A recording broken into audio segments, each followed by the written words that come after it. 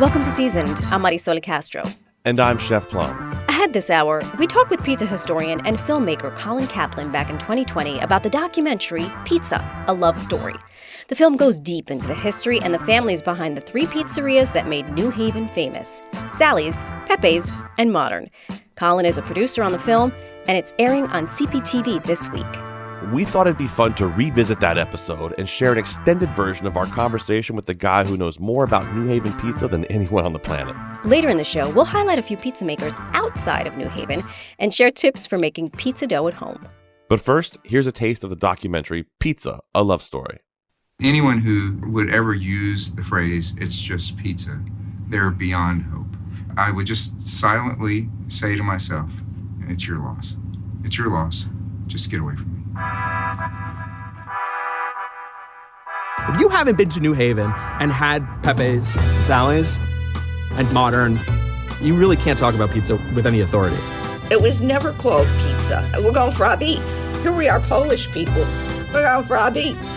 A beats. A beats. Hi, a beats. A beats. A beats. 6 or 7 years that we've been doing this list, there's only 1 year that Pepe has not been number one on that list.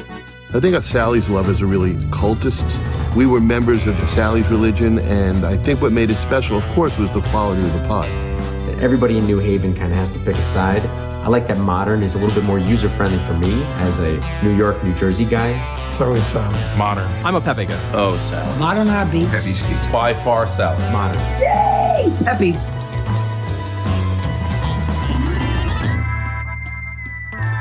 I would say it is the pizza capital of the United States. Yeah, I mean, Chicago pizza is not pizza.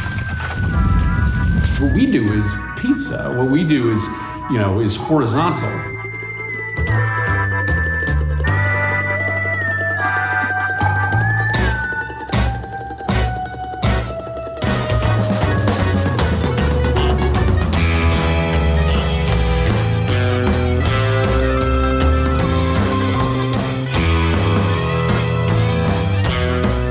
Look at that pie.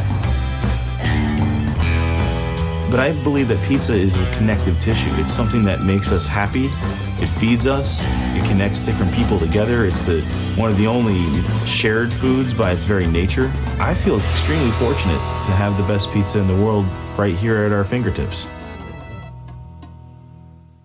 Sally's, Pepe's, or Modern? Yes. You just heard the voices of Lyle Lovett, Henry Winkler, or as I like to call him, the Fonz, Amy Kundrat, Senator Chris Murphy, among many New Haven locals, writers, historians, and pizza connoisseurs, fervent in their love for Sally's, Pepe's, or Modern. Holy smokes. Thank you for joining us, Colin. My pleasure. Can we ask you which your favorite one is or no? You can ask me and I'll tell you this. Out of those three, if I had one of those on any given day, Sally's, Pepe's, or Modern, in that order, I would be the happiest man alive. That's a good day right there. Very, very diplomatic. I just want to put this out there in full disclosure, because this could determine the way the rest of this conversation goes. Uh-oh. I've never been to Sally's nor Modern. Oh, what are you doing tomorrow? I mean, Marisol, really? Really? Well, I'm a native New Yorker. So, Okay. I've lived in the Nutmeg State for 15 years. And I guess I've been saving it until this happened, until this fortuitous meeting. Well, we got to get you down to New Haven because it's New Haven style pizza. And one of the things that people couldn't see in that trailer, Colin, that we just played are the 7 things that make New Haven pizza what it is. Let's dig into it. Can you tell us about it? I'll do my best. I mean, you got to have an amazing base. That's your crust, your sauce. And of course, one of the lessons in the movie is it's moots. It's not mozzarella, so Moots. Mozzarella. Yeah, I mean, it's how you speak it. So if you go to a restaurant, you don't know how to order, I mean, you're in trouble. So you get a plain pizza that's with just sauce on it. It's not with the moots on it. There's all these little lessons. I mean, even the way you say pizza. I was going to say, abits, right? Is that it? Exactly. Abits. It's abits. And that's it. And it's like, it's an old language from a very old tradition that we've been carrying on for 150 years in New Haven. I love it. So for someone who doesn't know New Haven style pizza, what makes New Haven style pizza uniquely New Haven? Good question. I usually describe the pizza as, and no one knows this term except for the pizza fanatics, but Neo-Neapolitan style, which means, but specifically to New Haven, it's thin crust, it's very crispy and chewy, and it's charred, not burnt, but charred. I like that disclaimer. Yeah. And then on top is a layer of tomato, crushed tomato, that's cooked with the pie in brick ovens. And traditionally, these would have been a coal-fired oven. Now, sometimes there's different variations in New Haven style, but that's the tradition. And anything else on top of that is extra. That's why you pay more for mozzarella. Yeah, it's like the flame licked pizza, right? It's gently kissed by the fire. That's all it is. That's what the char marks mean, right? Yeah, actually, Lyle Lovett says it the best. They're like all the parts are playing off each other, like they're like in some sort of passionate romance with each other. And the best pizzas should really taste like one thing working together. I mean, I just think it's amazing. You have a movie made that you have Lyle Lovett talking about pizza. I mean, that's like, check that off the bucket list of things to do in life. What's interesting is, we have small cities in Connecticut, but all of our little areas of Connecticut have arenas and places where musicians have been able to perform and will again be able to perform. Yeah. And these guys, when they come to New Haven, they all get a pizza. They get Sally's, they get Pepe's, they get Modern, and that's how they know New Haven. They literally look forward to playing in New Haven because of our beats. Man, is New Haven, is it safe to say, I mean, just, we're not being homers here, is the pizza capital of the world? Can we say that? And Yeah, I mean, Barstool Sports says it. We've heard it from many other people that New Haven is really the best community for pizza in America. And growing up here, I can say it. And most of us Connecticut people will point our fingers and say, oh, New Haven, that's where it's at. Yeah. How does that happen, though? How did that happen? How did New Haven become the pizza capital of the world? Well, we were an industrial city, and we were also an influx of so many immigrants, and we still are. We're an immigrant city, and being that welcoming, we welcomed more Italians than any other city per capita. So now our metro region has the most Italians of any metro region in the whole country, and most of them came from where pizza was made, which was the southern part called Campania. One of the reasons I love doing this show so much is because food is so steeped in culture and it has a story because it all originates from somewhere. How did you fall in love with pizza? Well, I'm guessing it's because my parents took me to all the best pizza places when I was just a baby. I'm also going to guess that my first solid food was most likely Abits. Abits? Yeah, it was like, it was my first word, perhaps, And I think I know that when I was a kid, it was one of my favorite foods. And it's the only way I actually learned that it was different anywhere else was traveling. So I went to school in New Orleans. Great food, not great pizza. I would agree. Yeah, I lived in Florida. I lived in Maine and LA. And, great food, not the greatest pizza. Well, I'm not going to go to New Haven for a po' boy, so they shouldn't come to, we shouldn't go to New Orleans for a pizza. I keep looking for my catfish po' boy place, but it keeps closing on me. Asian places, man, we need more of them. That's funny, man. So we talked a little bit ago about the big three: Sally's, Modern, and Pepe's.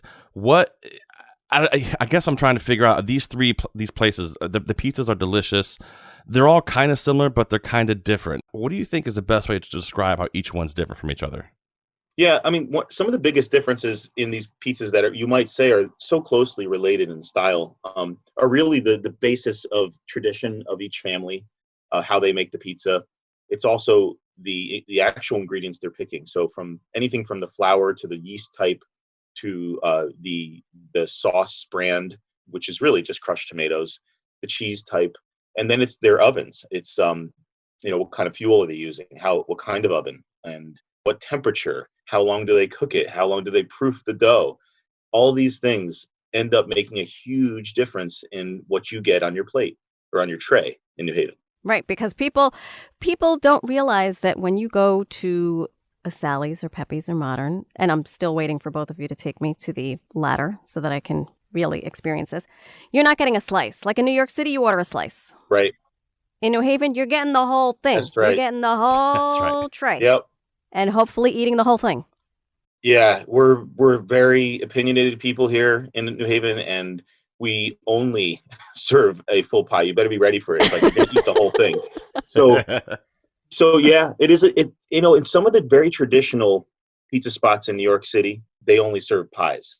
That's actually an old school tradition, coming out of Italy, coming out of the old pizzerias. That's very old school. So New Haven kept that old school tradition, and it's hard to go to any place in New Haven that's a traditional Beats shop and actually try to get a slice. It's really, really rare. It's been changed because of the kind of culture that now pizza is American.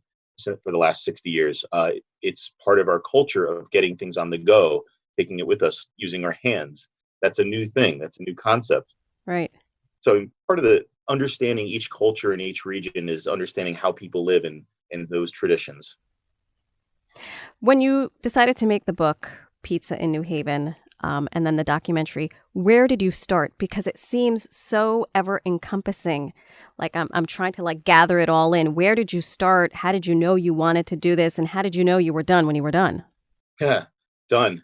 You were tired. You were like, I've had enough. You know what the hardest part is once you finish something like this, you keep finding more things to add in. So we'll never be done, but it is done. There'll be a part two.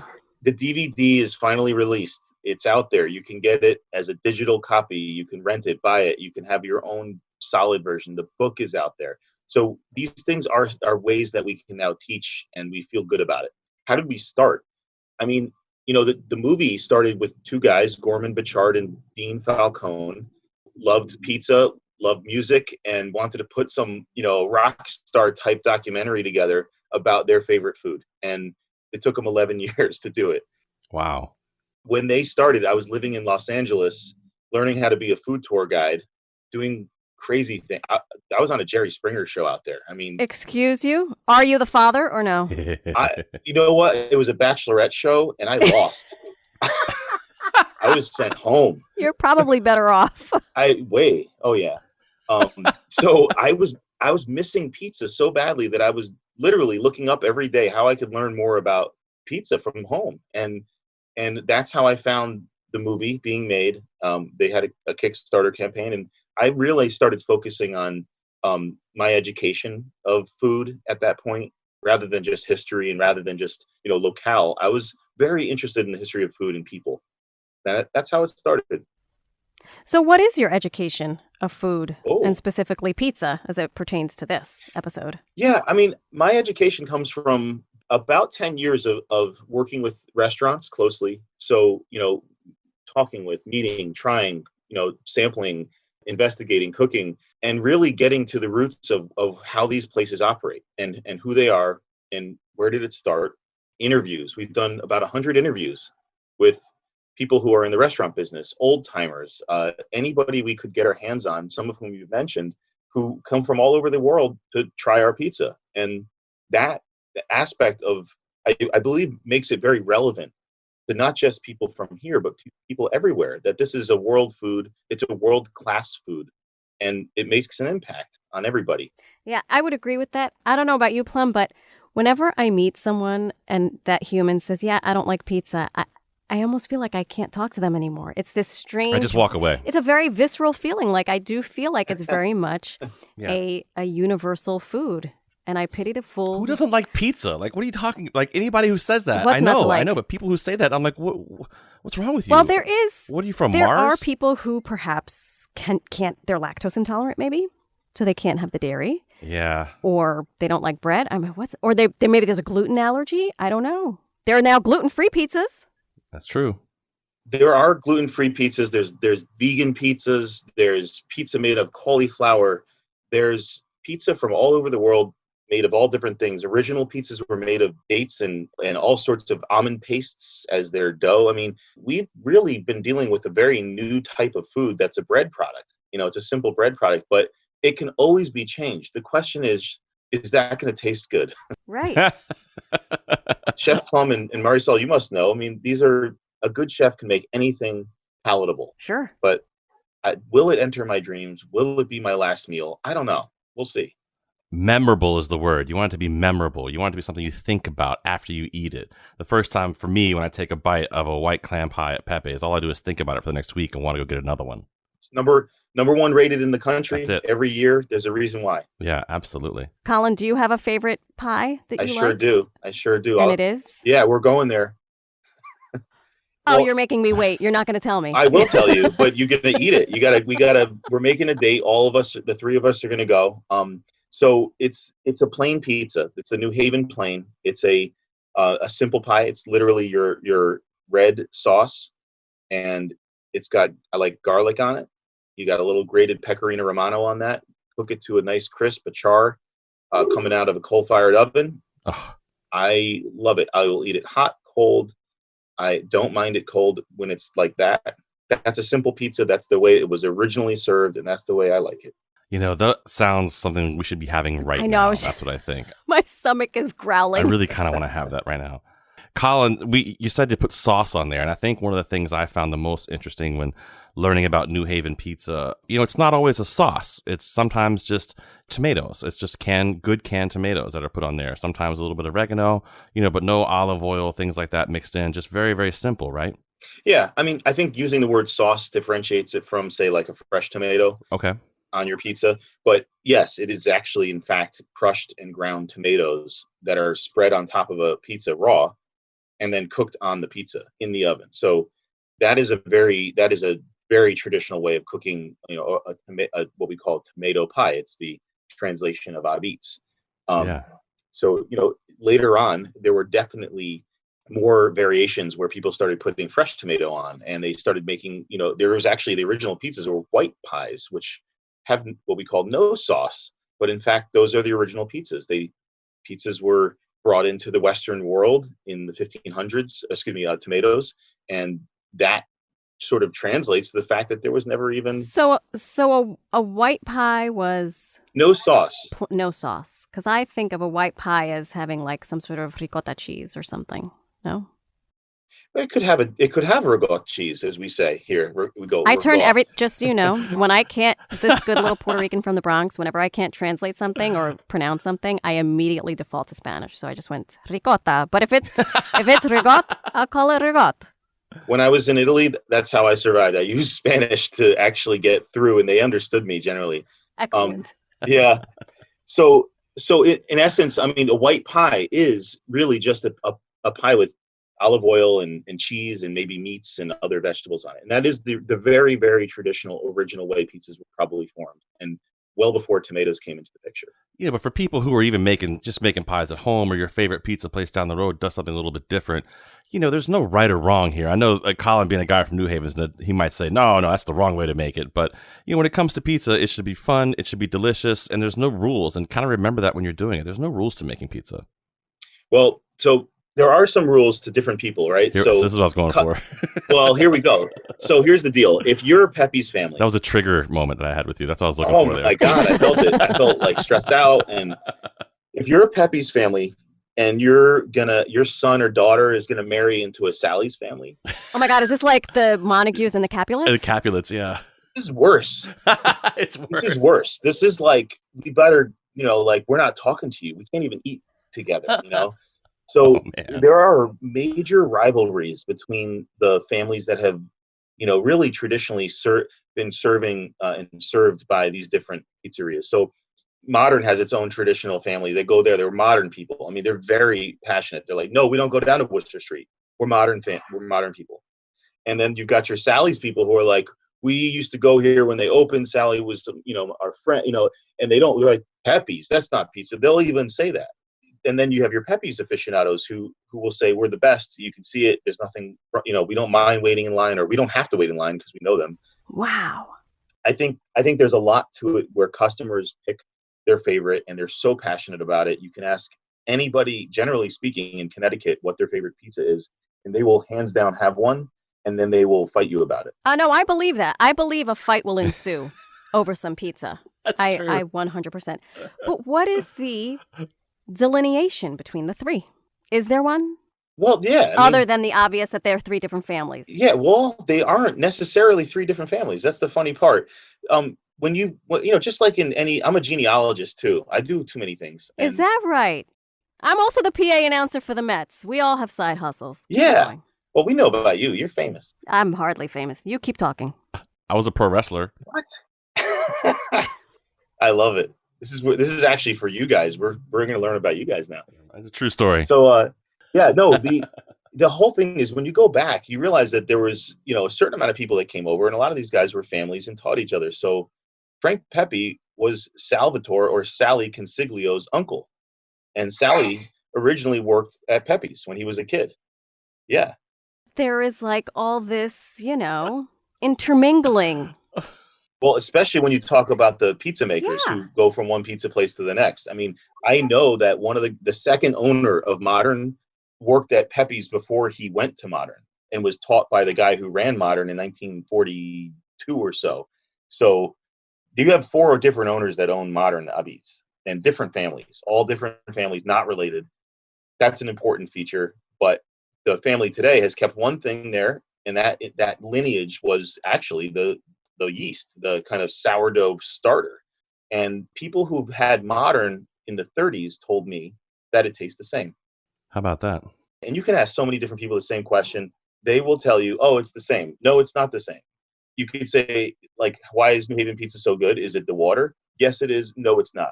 You can get the same answer from totally different people and vice versa. It's very confusing, very fun. So pizza makers have gone from one pizza establishment to the other. You got that right. And live to tell the day. Oh, the pizza places all get along, like, generally speaking. okay. I mean, any pizza place of clout has no problem with another pizza place. They are not in competition.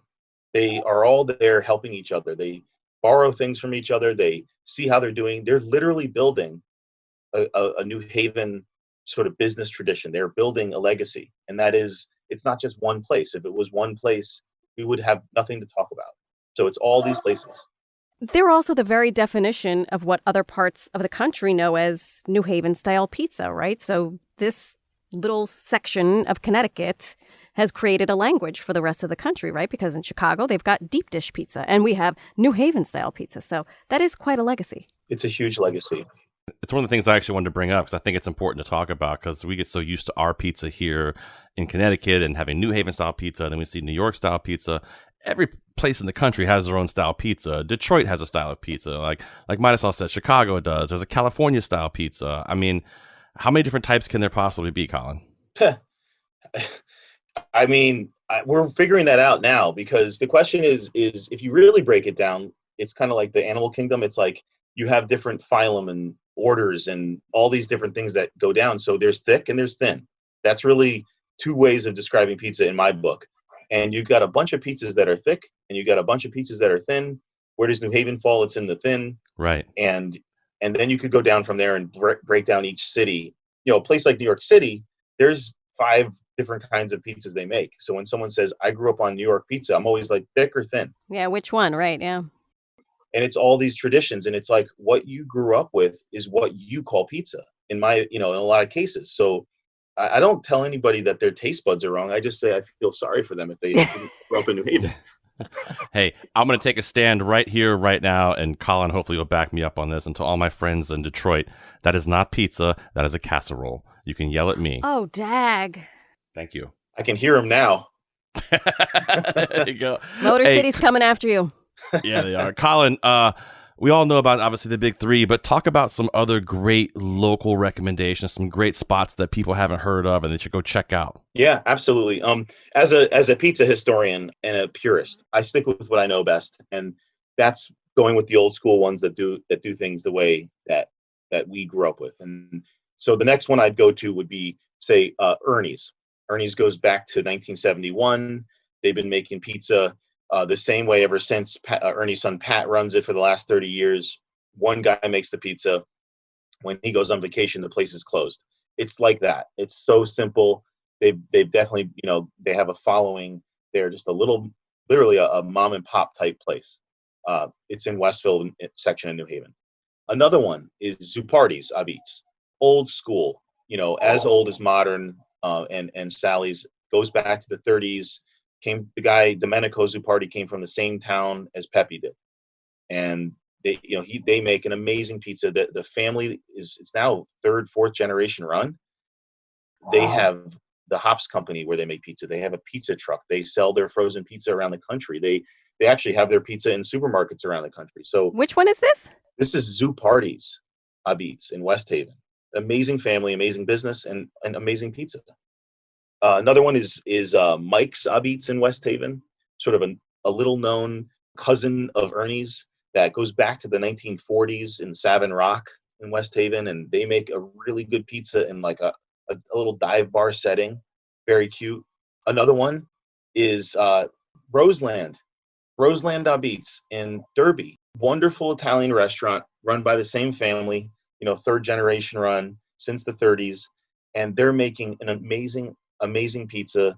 They have a seafood special. I always stick with, the plain. That's what I like. Another really good spot.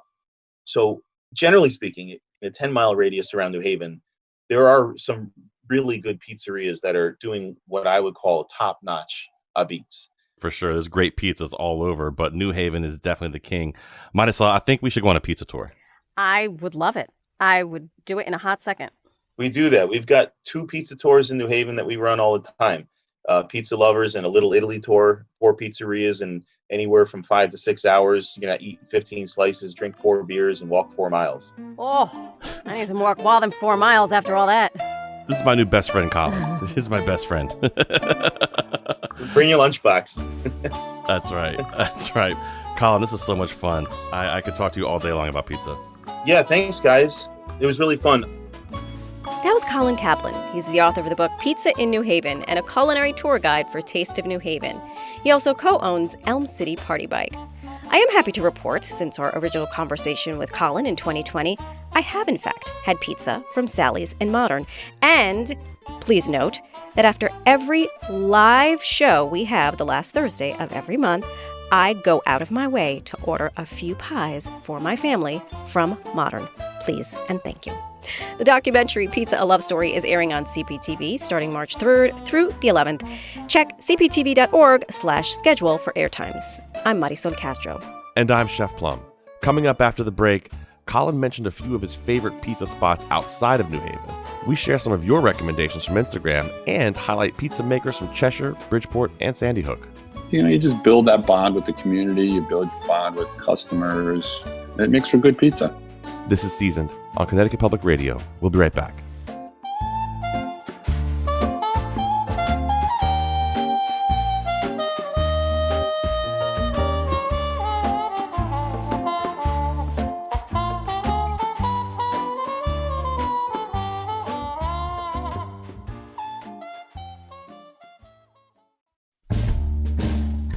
Welcome back to Seasoned. I'm Marisol Castro. And I'm Chef Plum. It's time to shine a light on a few shops and hardworking pizza makers outside of New Haven. And we'll share some of your recommendations from Instagram, too. We'll start in Cheshire with the quintessential neighborhood pizza joint and maker. Yeah, my name's Peter Bishop. I am the owner. I'm the head chef. I'm the head dishwasher. I'm pretty much everything at Pop's Pizza in Cheshire. I've been doing it now going on our 35th year, and it's been fantastic. Back in 1986, I had just finished my basketball career had come to an end. I was kind of not really sure what I wanted to do next. And the building that I'm in now, my grandfather actually owned. And I was actually in the car getting ready to go to California, move to California. And he says to me, he goes, "Hey, Pete, come on, stay around. We don't want you to leave. We like having you around." He goes, "Let's open a pizza place." His name was Pop. I said, "Pop, only thing I know how to do is eat pizza. I have no idea how to make a pizza." And he said, "Don't worry about it. We'll figure it out." First year was pretty shaky. We didn't quite know what we were doing, but I think that goes back about the community at the time. Just came back from playing professional basketball. I was well known, the whole town kind of embraced me playing basketball. So we kind of took the same feelings and turned it into my pizza place. And, luckily, like in anything, if you kind of learn from your mistakes, you can do people right. And I think people gave me a second chance after not really knowing what I was doing. And from there, it went on from there. Pete said about 12 years in, he hit his stride by focusing on kids in the community and serving up simple, quality pie at an affordable price. get the kids in early. So they become Pops fans when they're 5. So when their parents say, hey, where do you want to go for pizza? They'll say, hey, I want to go to Pops. And so that's what we really tried to base our beginning off, was being with the kids, throwing birthday parties, sponsoring teams. And, our basic concept was always pretty simple. It's just be affordable to the family. Just try to make it simple for families so dinner isn't a big ordeal. And it worked.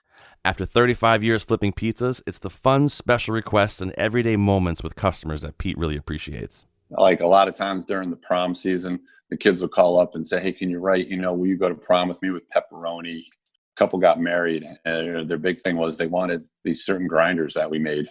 It was really sweet, and it was really kind of fun. And, so many great people that have passed through as employees, so many great customers. This one guy who comes in, this guy, Scott, and I remember when he was a little guy, and he always got the old-fashioned pizza. And still now, all these years later, he's got to be, in his 40s, and he still comes in every now and then. He goes, you know what I want? 2 slices of old-fashioned on a plate. So those kind of things are just everyday things that happen that are special. You just build that bond with the community. You build the bond with customers. It makes for good pizza. Everybody has a favorite neighborhood pizza joint, and you shared your favorites with us on our Instagram page. Hoosier on the Move recommends the breakfast pizza at Illicit Brewing in Manchester. I agree, that's a great spot.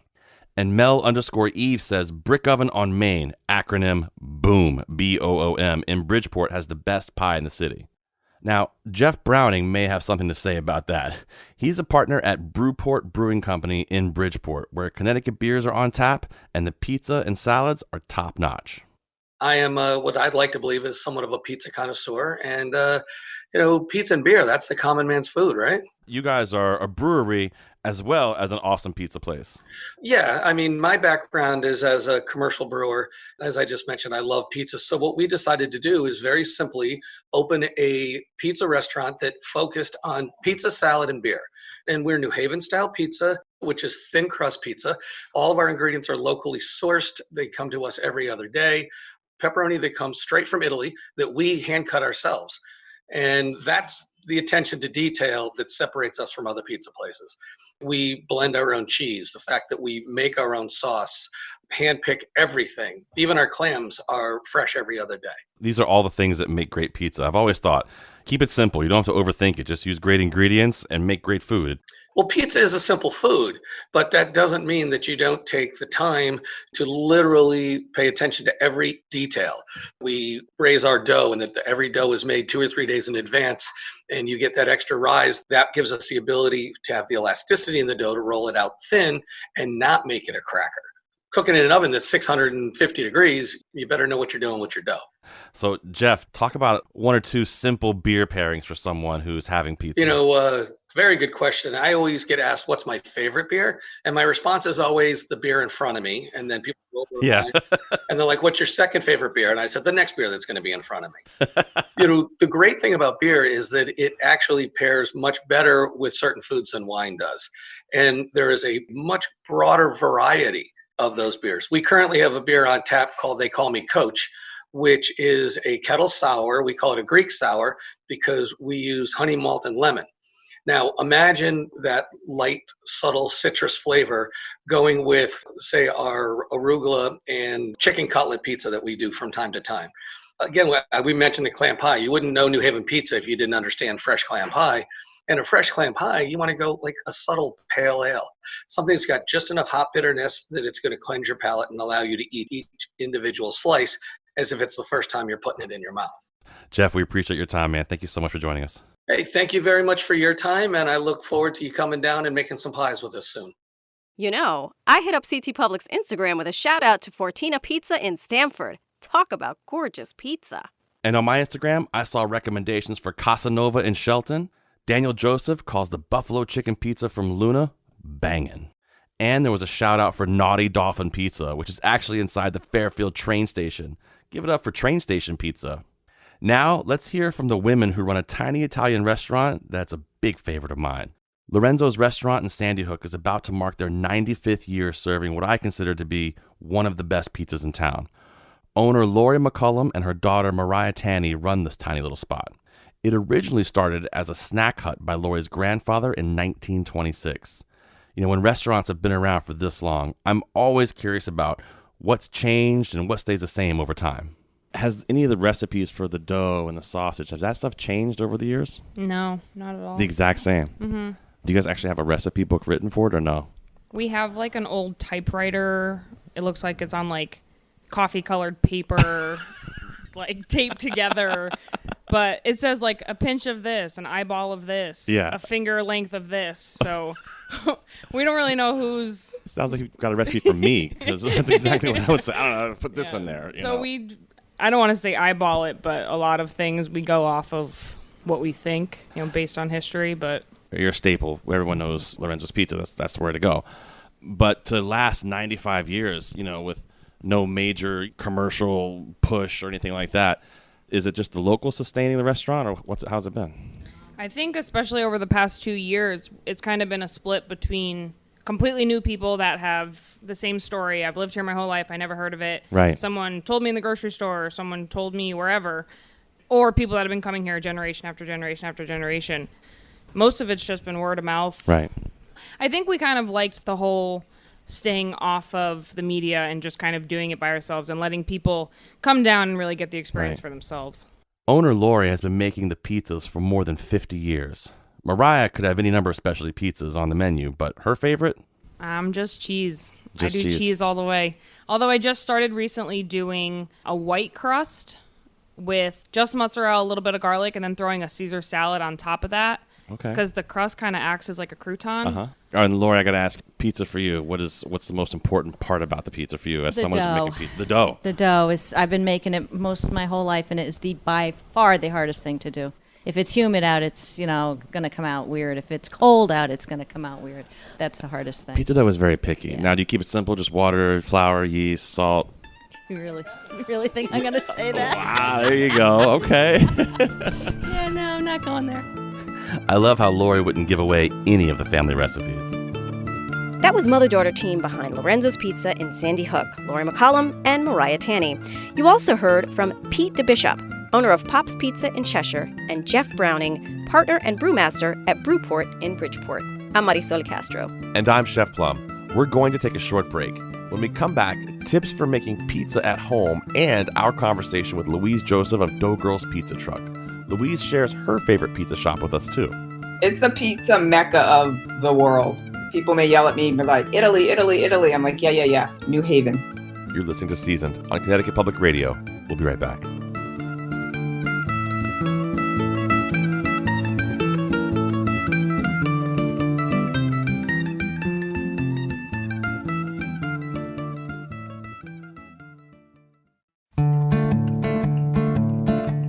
Welcome back to Seasoned.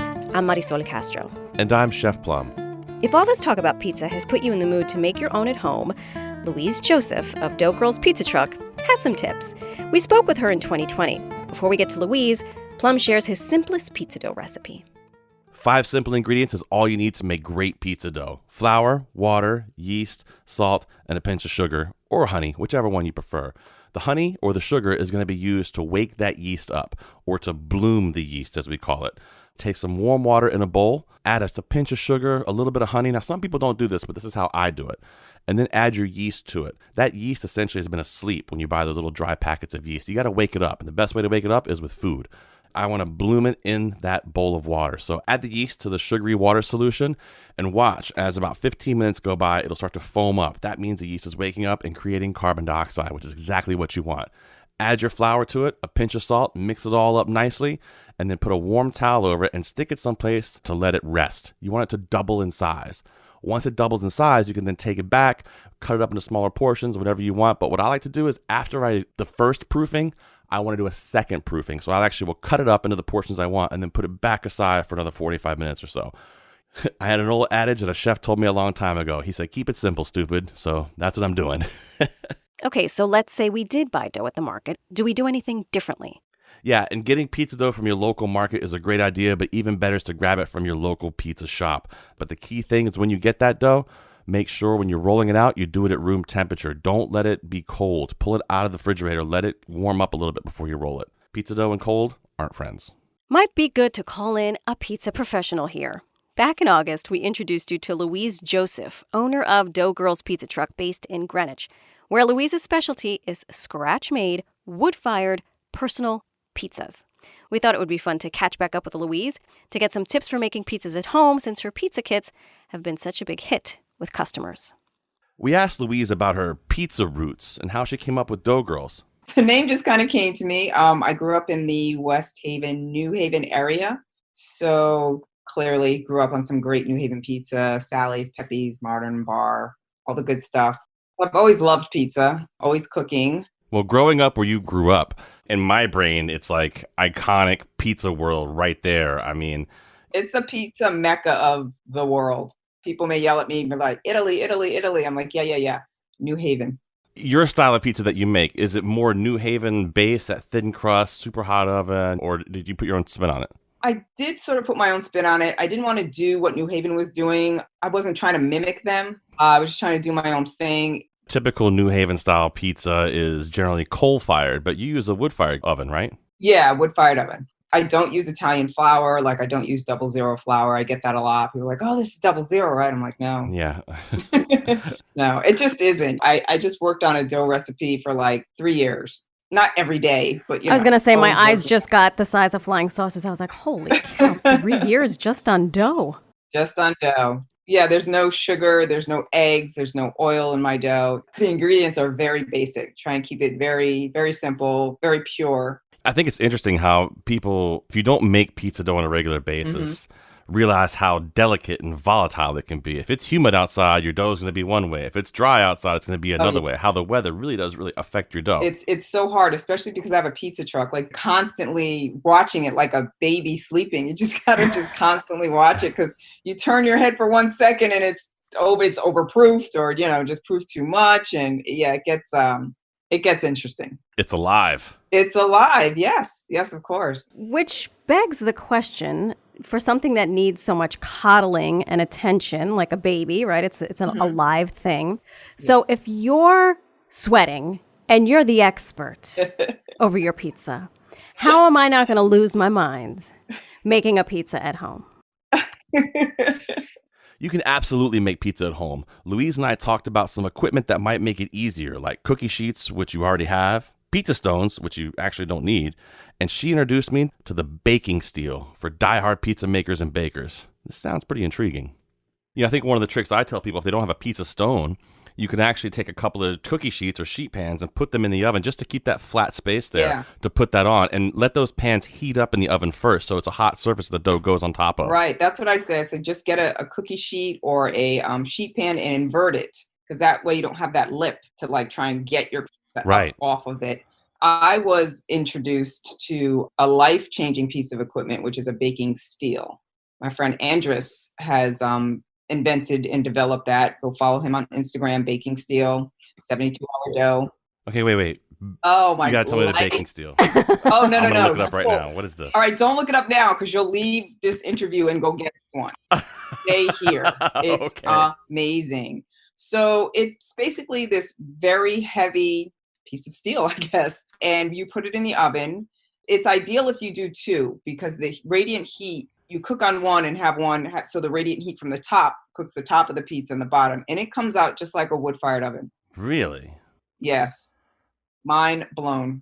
Amazing. So that's what I was playing with while I was developing the dough, because I had the truck already outfitted. I didn't want to spark up the oven every single time. I wanted to test a little dough, and I had a pizza stone that's holding my potted plants right now. Like, I don't even use that. Like, what is this thing? So, and I just leave the steel in my oven at all times. Just, it's always hot. You crank your oven up to 500 degrees and make your pizza. I just want to kind of stick with the whole making pizzas at home still, because I think it's such an easy thing that you can have a lot of fun with your kids or with, family coming over. I mean, even if you don't want to use your oven, you can actually cook your pizza on the grill. Make sure that grill's nice and hot and put it on there. I actually take one side of the grill and get it smoking hot and leave the other side, because we have two burners, and leave it off. Right. Yeah, so you have a little room to move it around. So grilling pizza is a great way to do it. I mean, do you do that ever at the house? Yeah, I do that quite often, yeah. I do too. I use oil instead of flour to stretch the dough. Not a lot, because then you get, spark up some flames there. But Yeah, pizza at home, I think it's pretty easy. You know, you don't need tricks. You don't need to toss it in the air. There's nothing that's so incredibly involved or difficult about it. I think the most is people are afraid to make the dough. And even that simple, you can make pizza dough in a Cuisinart. You don't have to have a KitchenAid stand mixer. You don't have to knead it by hand for hours because you don't have any machinery to make it, you know, kind of thing. So I do not make my own pizza dough. I cheat. I make my own sauce, but I will buy pizza dough from the grocery store. And Plum has told me you can ask nicely at the pizzeria and they'll give you pizza dough if you're nice. For sure. But it never comes out like the way you make it, like with those big yummy bubbles and I think my dough came out looking like a pro, like with that yummy bubble and the char in just the right place, but it was by mistake. How do you do yours deliberately? Come on. I'm serious. How do you am I stretching it out too much? Am I not stretching it out enough? Well, when you got the lovely char bubbles, I'm sure you did two things. I'm sure you brought it up to room temperature and waited before you stretched it. One, your oven was at the right temperature. All of those things. I'm shaking my head even though I'm saying I'm agreeing with you. She's saying no. I think you did. You just don't remember. Oh, that's what it is, right? Yeah. Like, I'm sure those are things like, I'm sure maybe you took it out to let it get to room temperature is what you need to do. Because if you don't, it'll be like stretching a piece of paper. Right. You just can't do it. It's not going to happen.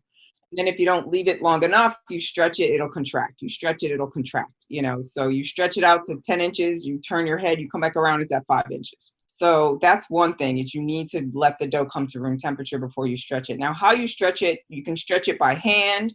You can use a rolling pin. If you stretch it by hand, you get more bubbles. Oh. The rolling pin takes out the bubbles. It's smushing But them I tell out. people to use a rolling pin because it's a little bit more difficult to use by hand.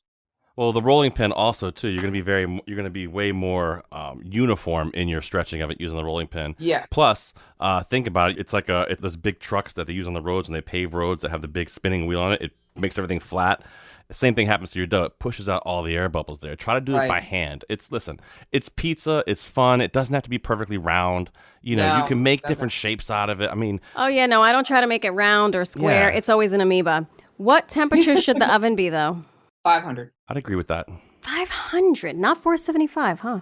A lot of people are afraid to put their ovens at 500. I was too, you know, when I started experimenting. I'm like, well, they make this oven so it can go to 5. They wouldn't put it at 500 if it wasn't supposed to go to 500. It's not going to hurt it. Yes.